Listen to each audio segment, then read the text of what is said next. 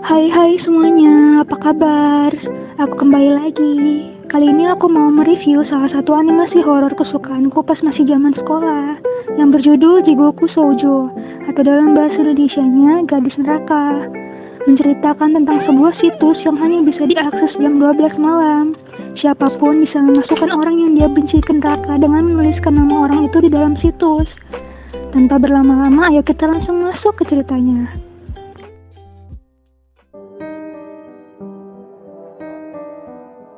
Dibuka dengan pemandangan di sebuah lapangan baseball, terdapat seseorang yang dianggap berbakat dalam dunia baseball. Namanya adalah Hanagasa dengan julukan si lengan kanan. Banyak gadis menyorakinya. Lalu ada juga dua pelatih dari tim profesional Jepang yang sedang mengawasi latihan Hanagasa. Mereka tertarik untuk mengambil Hanagasa ke dalam tim nasional. Tak jauh dari sana, terdapat juga dua orang sahabat yang bernama Muroi dan Iwashita. Muroi sambil bercanda bilang kalau dia paling iri dengan kepopuleran Hanagasa. Lalu serial pun dimulai dengan judul Gundukan yang Ternoda. Tiba-tiba Muroi terjatuh karena perutnya dipukul keras dengan sebuah tongkat baseball. Iwashita tak sengaja ada di sana, dan yang memukul ternyata adalah Hanagasa. Hanagasa menyuruh Iwashita untuk membawa Muroi pulang. Iwashita mulai emosi dengan perbuatan Hanagasa, tapi Muroi bilang dia tidak apa-apa. Hanagasa melanjutkan bahwa tidak ada yang boleh tahu kalau dia melakukan kekerasan. Dia menyuruh Iwashita berbohong ke orang tua Muroi bahwa mereka berdua sedang bermain dan tak sengaja mendorong Muroi ke tanggul. Iwashita makin kesal, tapi Muroi menyetujuinya. Dia memohon ke Iwashita untuk melakukan hal yang diperintahkan Hanagasa. Saat perjalanan pulang, Iwashita berencana melaporkan kejadian tadi kepada guru. Tapi Muroi bilang jika kejadian ini tersebar, tim mereka tidak bisa lanjut ke turnamen berikutnya. Impian Muroi adalah untuk bisa bermain sampai ke turnamen nasional walau hanya jadi cadangan. Iwashita mau tak mau menyetujui keinginan sahabatnya itu. Tapi Iwashita bingung, kenapa Hanagasa memukulnya. Muroi bilang dia juga tak tahu, mungkin Hanagasa stres karena selalu diawasi pelatih dari tim profesional. Sesampainya di rumah Muroi, ibunya menanyakan apa yang sebenarnya terjadi. Iwashita pun bercerita bahwa mereka sedang bermain bersama dan dia tak sengaja mendorong Muroi ke tanggul. Ibunya menyuruh Iwashita untuk lain kali hati-hati. Iwashita pun meminta maaf dan langsung pulang dari sana. Tapi sejak hari itu Muroi tak pernah masuk sekolah selama beberapa hari. Pada suatu pagi saat upacara, kepala sekolah mengabarkan kabar duka cita bahwa Muroi sudah meninggal. Iwashita begitu terkejut. Para murid berbisik-bisik, katanya organ Muroi pecah, pasti ada yang sengaja memukulnya. Guru pun mengajak semua murid berdoa bersama. Iwashita mencari Hanagasa dan melihatnya ikut berdoa seperti tak terjadi apa-apa. Iwashita mengajak Hanagasa berbicara tentang Muroi, tapi Hanagasa sama sekali tak merasa bersalah. Dia bilang tak ada bukti apapun untuk menuduhnya, dan menurutnya Iwashita lah yang harus berhati-hati karena akan ditangkap polisi. Setelah itu dia pergi dari sana. Lalu ada beberapa anak perempuan yang sedang membicarakan tentang situs gadis neraka. Setelah itu Iwashita menghilang dari sana. Di sore harinya, banyak murid datang ke rumah Muroi untuk mengucapkan bela sungkawa. Iwashita juga ingin masuk, tapi tiba-tiba dia dipanggil oleh dua polisi yang menanyakan kronologi kejadian sebenarnya. Karena kesaksian Iwashita tidak cocok dengan luka yang ada di tubuh Muroi. Lalu teman-teman timnya berdatangan untuk menanyakan kebenarannya. Karena kalau benar ada kekerasan di dalam tim, mereka tak bisa ikut turnamen selanjutnya. Kemudian ibu Muroi datang sambil meneriaki Iwashita sebagai pembunuh. Sambil menangis ibunya bilang sebelum hari kematian Muroi mengalami rasa sakit yang begitu parah. Tapi Muroi selalu bilang kalau itu bukan kesalahan Iwashita. Tak jauh dari sana Iwashita melihat Hanagasa berdoa sambil pura-pura menangis di depan dupa Muroi. Dan diliput beberapa wartawan. Melihat itu Iwashita ingin menghampiri Hanagasa. Tapi ayahnya tiba-tiba datang lalu dia memukul anaknya itu. Ibu Iwashita juga bersujud sampai ke tanah untuk meminta maaf atas kesalahan anaknya. Iwashita mencoba menjelaskan apa yang terjadi, tapi semua orang menatap dengan amarah, dan tak ada satupun yang percaya padanya. Karena tak tahan, Iwashita pun pergi dari sana. Hanagasa yang melihat itu cuma tersenyum.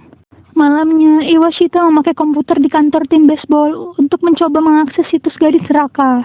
Tanpa ragu dia mengetik nama Hanagasa. Pesan masuk ke komputer di rumah Ai, tapi Ai diam saja. Nenek pemintal bertanya apa dia tak mau pergi.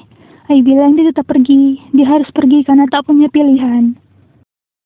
Iwashita masih terus merefresh situs. Lalu tiba-tiba Ai muncul di belakangnya. Ai memberikan boneka jerami dan menjelaskan bahwa ketika tali merahnya dilepas, target akan langsung dimasukkan ke neraka. Tapi ada harga yang harus dibayar. Setelah meninggal, Iwashita juga harus masuk neraka. Tiba-tiba bayangan tentang neraka membuat Iwashita begitu ketakutan. Tapi mengingat kelakuan Hanagasa, dia mulai emosi, namun tiba-tiba Ai menghilang dari sana. Keesokannya, tampak Hanagasa dikelilingi banyak cewek. Mereka bersimpati padanya sebab tim baseballnya tidak bisa latihan karena kasus Moroi. Tiba-tiba Ai menampakkan dirinya di depan Hanagasa. Hanagasa mendapat pesan untuk diajak bertemu dengan Iwashita. Sambil memegang boneka jerami di belakang tangannya, Iwashita meminta pertanggungjawabannya atas Moroi. Atau dia akan melakukan sesuatu yang buruk padanya. Tapi Hanagasa malah menantang. Jika sampai Iwashita berani melukainya dan lengan kanannya terluka, sudah dipastikan keluarganya akan bangkrut untuk bayar kerugian. Hanagasa bilang berkat kematian Moroi, dia tidak perlu buang-buang tenaga untuk latihan demi acara turnamen kecil. Orang berbakat sepertinya bisa langsung masuk ke tim profesional. Iwashita pun menyadari jangan-jangan Hanagasa sengaja melakukan kekerasan agar latihan tak perlu dilakukan. Hanagasa bilang kalau memang sengaja kenapa.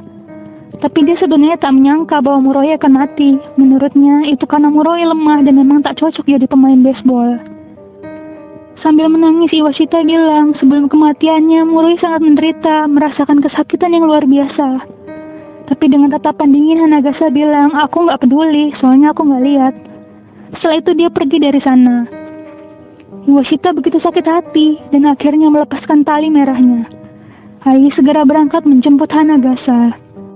Saat itu sudah malam. Hanagasa sedang uji coba dengan anggota tim profesional.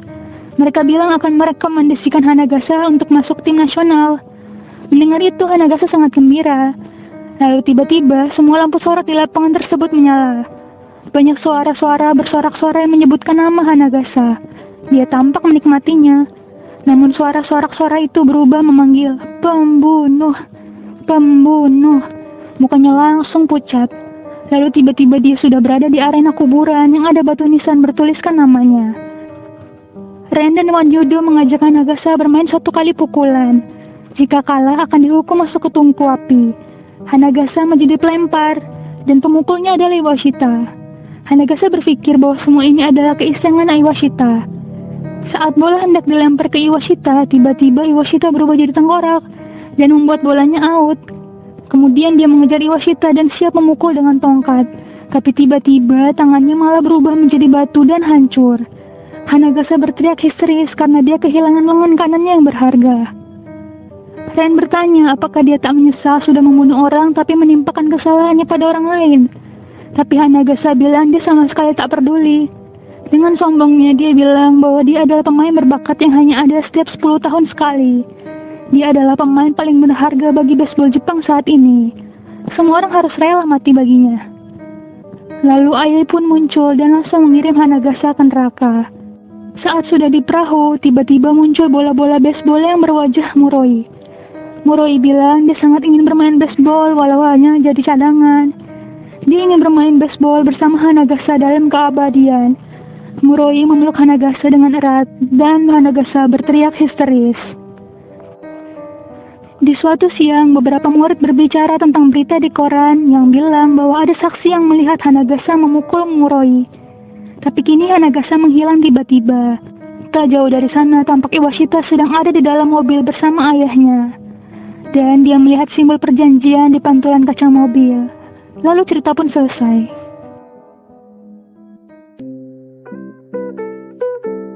Nah, gimana ceritanya?